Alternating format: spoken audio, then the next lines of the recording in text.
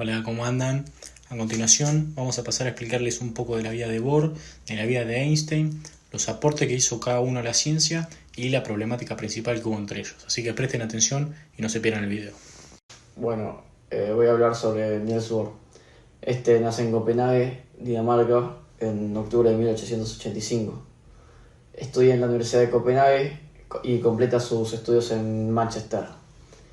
Durante su estadía en Manchester, tiene como profesora a Ernest Rutherford, con el que luego establecería una duradera relación científica y amistosa.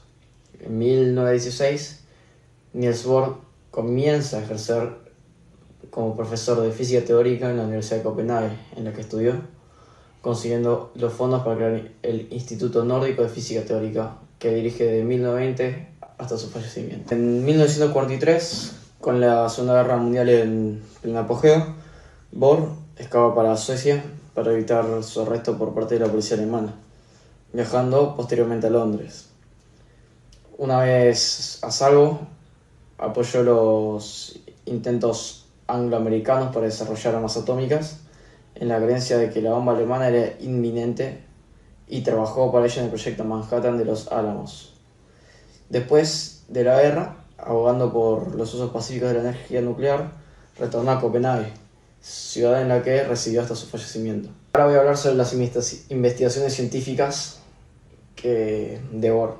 Bueno, primero que nada, se basa en su profesor Ernest Rutherford para publicar su propio modelo atómico en 1913, en donde introduce la teoría de las órbitas cuantificadas, que en la teoría mecánica cuántica consiste en las características que, en torno al núcleo atómico, el número de electrones en cada órbita aumenta del interior hacia el exterior. En su modelo, además, los electrones pueden caer desde una órbita exterior a otra interior, es decir, pasar de una órbita a otra, emitiendo un fotón de energía discreta, hecho sobre el que se sustenta la mecánica cuántica. Luego de varios años, en 1922, Bohr recibe el Premio Nobel de Física por sus trabajos sobre la estructura atómica y la radiación. Varios físicos, basándose en este principio, concluyeron que la luz presentaba una dualidad onda-partícula, mostrando propiedades mutuamente excluyentes según el caso. En 1933, Bohr propuso la hipótesis de la gota líquida, teoría que permitía explicar las desintegraciones nucleares y, en concreto, la gran capacidad de fisión del isótopo de uranio 235. Ahora voy a hablar sobre Albert Einstein. Nace en Ulm, en Alemania, en marzo de 1879, en el ambiente de una familia judía. Albert cursa su primaria en una escuela católica, que fue un periodo difícil, ya que también tenía que tomar clases de violín que le daba su madre, y su tío Jacob le daría la introducción a la álgebra. Einstein era excelente en matemáticas y física, pero no se interesaba por las otras materias, por lo que a la edad de 12 años comenzó a estudiar matemáticas. Se interesó por la álgebra y la geometría, y a los 15 años comenzó el estudio del cálculo infinitesimal. Otro de sus tíos incentivó sus intereses científicos durante su adolescencia proporcionándole libros de ciencia. Según relata el propio Einstein, de la lectura de estos libros de divulgación científica nacería un constante cuestionamiento de las afirmaciones de la religión, un libre pensamiento decidido que fue asociado a otras formas de rechazo hacia el Estado y la autoridad. Obtuvo el título de bachiller alemán en 1836, a la edad de 16 años. Ese mismo año, Einstein renuncia a su ciudadanía alemana e inicia los trámites para convertirse en ciudadano suizo. Poco después ingresa en el Instituto Politécnico de Zúrich, en la orientación de matemática y científica, con la idea de estudiar física. Tras graduarse, siendo el único de su promoción que no consiguió el grado de maestro, Einstein no pudo encontrar un trabajo en la universidad, aparentemente por la irritación que causaba entre sus profesores. El padre de un compañero de su clase le ayudó a encontrar un trabajo en la oficina de patentes suiza en 1902. Su personalidad le causó también problemas con el director de la oficina, quien le enseñó a expresarse correctamente. En 1904 consigue un trabajo permanente en la oficina de patentes. Poco después finaliza su doctorado presentando una tesis titulada Una nueva determinación de las dimensiones moleculares. En 1905 escribe 4 artículos fundamentales sobre la física de pequeña y gran escala. En ellos explicaba el movimiento browniano, el efecto fotoeléctrico y se desarrollaba la relatividad especial y la equivalencia masa-energía. En 1908 fue contratado en la Universidad de Berna, Suiza, como profesor y conferenciante. Poco después, la familia se mudó a Praga, donde Einstein ocupó una plaza de profesor, el equivalente a catedrático en la Universidad Alemana de Praga. Bueno, en esta época trabaja estrechamente con Marcel Grossman y Otto Stern. También comienza a llamar al tiempo matemático cuarta dimensión. En 1916 presenta la teoría general de la relatividad, en la que reformuló por completo el concepto de gravedad.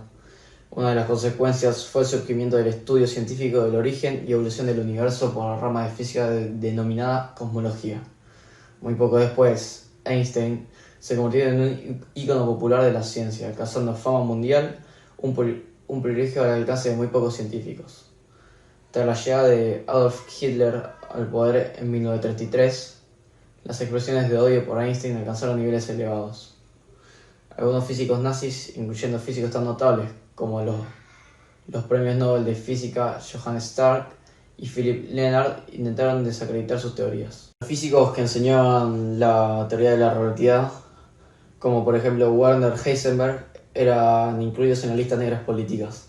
Einstein abandona Alemania en 1933 con destino a Estados Unidos, donde se instala en el Instituto de Estudios Avanzados de Princeton y se nacionaliza estadounidense en 1940. Durante sus últimos años trabajó por integrar en una misma teoría las 4 fuerzas fundamentales, tarea aún inconclusa. Einstein muere allí en Princeton, New Jersey, el 18 de abril de 1955. Bueno, yo voy a hablar sobre su vida profesional. Después de un periodo laboral como profesor durante 2 años, Einstein empezó a trabajar en la oficina suiza de patentes, mientras trabajó en su tesis doctoral que presentaría en 1905. Fue a partir de ese momento cuando se dedicó a escribir artículos que empezaron a despertar el interés de la comunidad científica. El tercero de estos artículos fue donde se expuso la teoría de la relatividad, en la que estuvo trabajando durante varios años. Apoyándose en esta teoría, Einstein pudo comprender la naturaleza de muchos procesos de la naturaleza, desde los movimientos de los planetas hasta la razón de existir de la gravedad. Su reconocimiento a nivel mundial llegó en el año 1919, cuando estas teorías llegaron a los oídos de los integrantes de distintas sociedades científicas. Todo esto se culminó en 1921, año en el que ganó el Premio Nobel de Física gracias a su trabajo sobre el efecto fotoeléctrico, que constituyó las bases de la mecánica cuántica. En 1933, con el ascenso de Hitler y teniendo en cuenta sus raíces judías, Einstein se exilió a Estados Unidos. Una vez ahí, se unió al Instituto de Estudios Avanzados de Princeton, donde continuó con sus investigaciones. En 1939, Einstein advirtió a Franklin Roosevelt, el entonces presidente de los Estados Unidos, de que los alemanes podían estar trabajando en la creación de una bomba nuclear. Esto provocó que el gobierno estadounidense iniciara el proyecto Manhattan. En este proyecto se usó la información y los estudios de Einstein para la obtención de la bomba atómica. Einstein se arrepintió de que sus estudios hubieran sido utilizados para la obtención de esta arma letal, aunque declaró que estuvo aliviado de que los nazis no lo hubieran hecho primero. Posteriormente, Einstein siguió trabajando en sus estudios acerca de la mecánica cuántica y los otros en los que intentaba encontrar teorías que explicaran la naturaleza del universo. Einstein falleció el 18 de abril de 1955, a los 76 años, a causa de un derrame interno provocado por un aneurisma en la aorta abdominal. Ahora voy a hablar sobre los 9 principales aportes de Einstein a la ciencia. Primero, la teoría de la relatividad especial. Esta teoría de Einstein postula que lo único constante en el universo es la velocidad de la luz. Absolutamente todo lo demás varía, es decir, es relativo. El segundo aporte, el efecto fotoeléctrico, haciéndolo merecer el Nobel de Física. Einstein realizó un trabajo en el que demostró la existencia de los fotones. Este estudio consistió en un planeamiento matemático que revela que algunos materiales, al incidir luz sobre ellos, emiten electrones. El tercer aporte fue la teoría de la ecuación, bautizada como la ecuación de equivalencia entre masa y energía. Esta fórmula matemática es quizá la más famosa de la historia. El mundo de la astrofísica tiene asociadas ecuaciones matemáticas extremadamente complejas que solo pueden ser resueltas por expertos en la materia. Este no fue el caso. Desgraciadamente, este principio fue usado con fines bélicos, pues esta ecuación está detrás de la creación de la bomba atómica. Sin embargo, es importante recordar que también fue el pilar para acercarnos a entender la naturaleza del universo. El cuarto aporte fue la teoría de la relatividad general. Esta teoría parte de la base de que el espacio y el tiempo están relacionados. No van por separado, como se creía hasta entonces. De hecho, forman un solo pack, el espacio-tiempo. No podemos hablar solo de las tres dimensiones que todos conocemos, largo, alto y ancho. Debemos añadir una cuarta dimensión, el tiempo. Teniendo en cuenta esto, Einstein postula que lo que hace que exista la gravedad es que todo cuerpo con masa deforma este tejido del espacio-tiempo, haciendo que los objetos que estén demasiado cerca de este cuerpo sean atraídos hacia su interior como si es de un tobogán se tratara, pues están deslizándose por esta curvatura de espacio-tiempo. El quinto aporte fue la teoría del campo unificado, elaborado durante sus últimos años de vida. Esta teoría, como su propio nombre indica, unifica distintos campos. En concreto, Einstein buscó la manera de relacionar los campos electromagnéticos y los gravitatorios. Desgraciadamente, Einstein no pudo acabar con estos estudios, pero fueron retomados a día de hoy con los físicos teóricos. Este aporte fue el estudio de las ondas gravitacionales. Poco tiempo después de presentar la teoría de la relatividad general, Einstein siguió investigando en esta materia y se preguntó, una vez ya sabía que la gravedad era debida a la atracción del tejido del espacio-tiempo, ¿cómo se transmitía esta atracción? Esta teoría fue confirmada hace 4 años, cuando un observatorio astronómico detectó estas ondas gravitacionales después de la fusión de 2 agujeros negros. 100 años después, la hipótesis de Einstein fue corroborada. El séptimo aporte fue el movimiento del universo. Otra implicación de la teoría de la relatividad fue que si el universo estaba formado de cuerpos masivos y que todos ellos deformaban el tejido del espacio-tiempo, el universo no podía ser algo estático, debía ser dinámico. Fue entonces cuando Einstein propuso la idea de que el universo tenía que estar moviéndose, ya fuera contrayéndose o expandiéndose.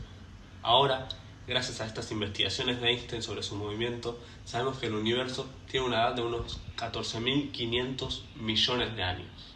El octavo aporte fue el movimiento browniano. ¿Por qué una partícula después sigue un movimiento constante y presuntamente aleatorio en el agua?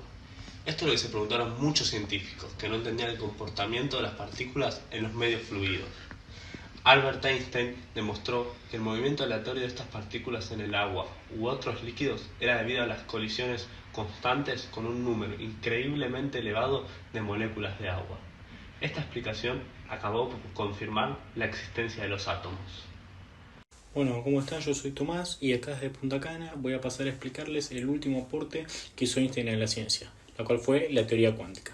Esta planteaba la existencia de unas partículas llamadas cuanto, las cuales son las entidades más pequeñas del universo. Este es la mínima estructura de la materia, ya que son las partículas que conforman los elementos de los átomos. Esta teoría pretende dar respuesta a la naturaleza del universo de acuerdo a las propiedades de estos cuantos. A continuación voy a pasar a explicarles la problemática que hubo entre estos dos científicos, Bohr y Einstein. Bueno, el debate Bohr-Einstein es un nombre popular dado a una serie de discusiones públicas entre, como ya mencioné, Albert Einstein y Niels Bohr acerca de la física cuántica. Sus discusiones son muy recordadas debido a su importancia en la filosofía de la ciencia, pese a que el sentido y la significación de estos debates son escasamente comprendidos. Sin embargo, su gran importancia fue tenida en cuenta por el mismísimo Bohr, quien la escribió en su artículo Discusiones con Einstein sobre los problemas epistemológicos en la física atómica, publicados en un volumen dedicado justamente a Einstein. La posición de Einstein con respecto a la mecánica cuántica es significativamente más sutil y de mente más abierta que lo que ha sido a veces presentado en algunos manuales técnicos y artículos científicos populares. Sus poderosas y constantes críticas a la mecánica cuántica obligaron a sus defensores a aguzar y refinar su comprensión acerca de las implicaciones filosóficas y científicas de sus propias teorías. Bueno, quédense con lo que les acabo de decir porque es vital para entender lo que voy a explicar a continuación. El debate entre Einstein y Bohr fue intenso, prolongándose durante varios años. A continuación, voy a pasar a analizar las primeras fases de este largo debate, desde su inicio hasta el sexto Congreso Solvay en 1930. Las primeras controversias fueron entre 1920 y 1926.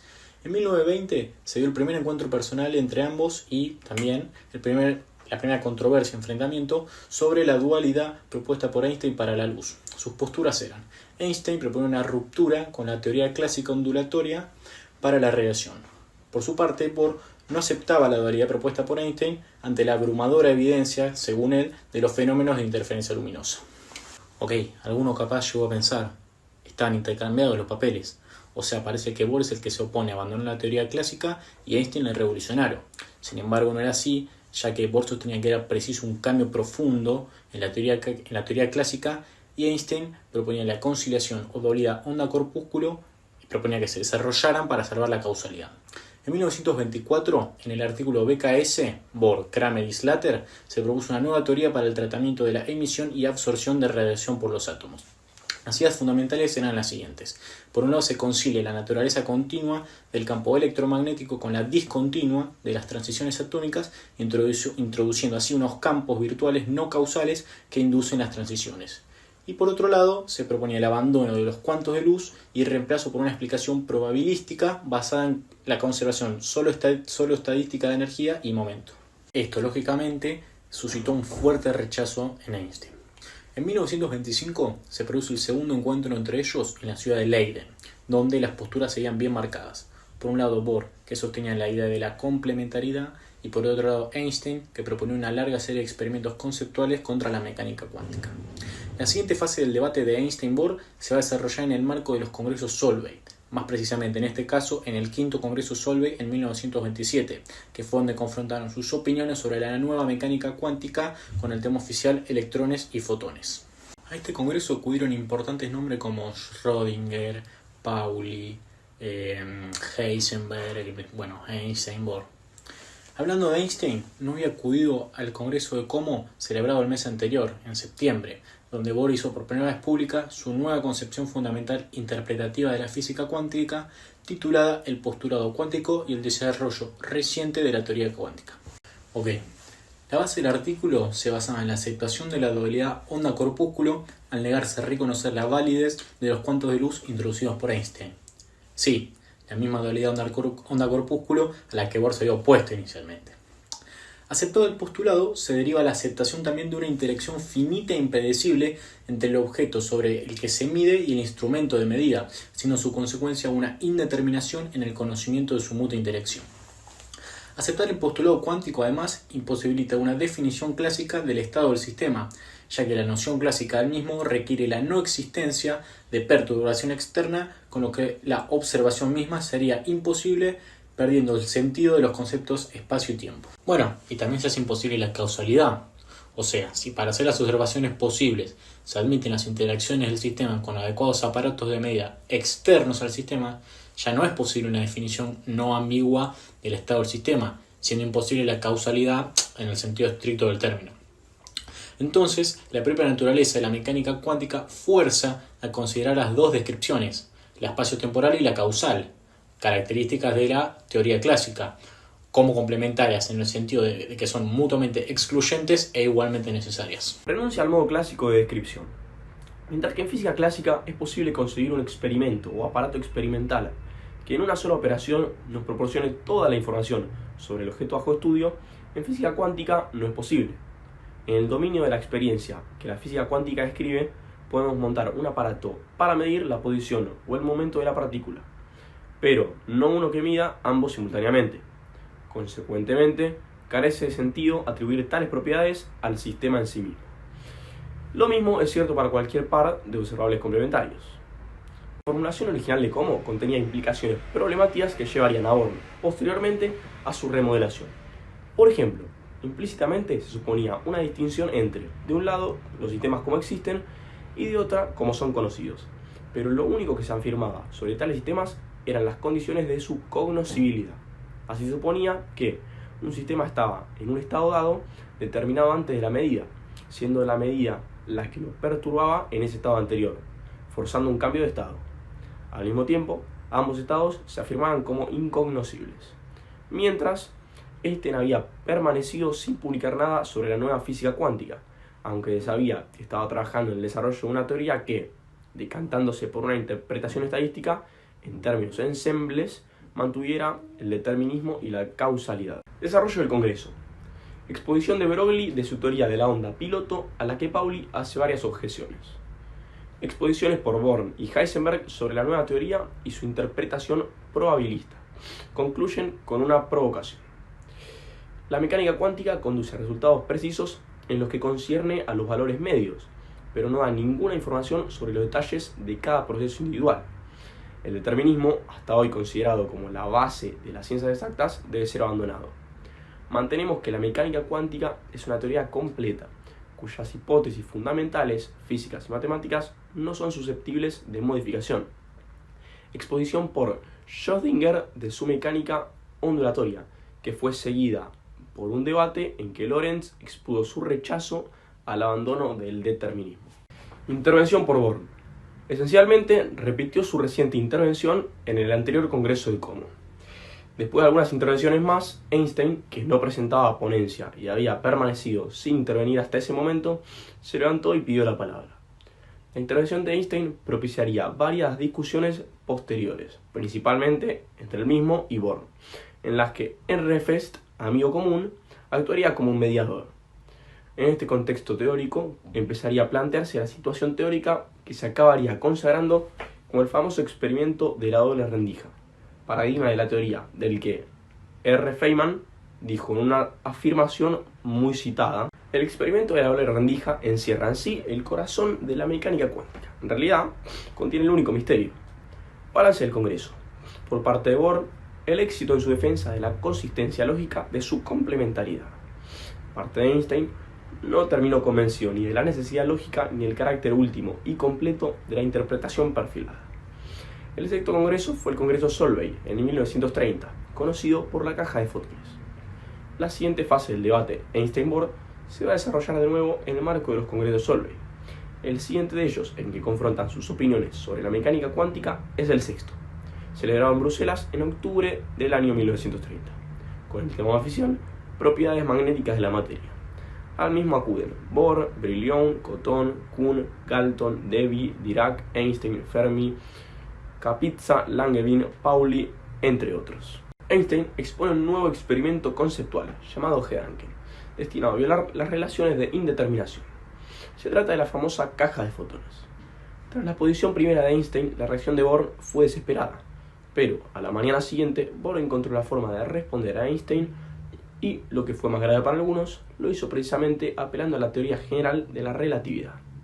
El movimiento en un campo gravitatorio altera la marcha del tiempo en el sistema móvil, de forma que se salvaguardan las relaciones de indeterminación y el uso de un aparato que nos dé con precisión la energía del fotón escapado impide controlar, con precisión dada, el momento de su escape. En conclusión, Einstein había vencido con sus propias armas. La reacción de Einstein fue, compelido a aceptar la argumentación de Born, abandonó el propósito de refutar la consistencia mecánica cuántica y dirigió sus esfuerzos a establecer la no completud de la misma. Comentario final.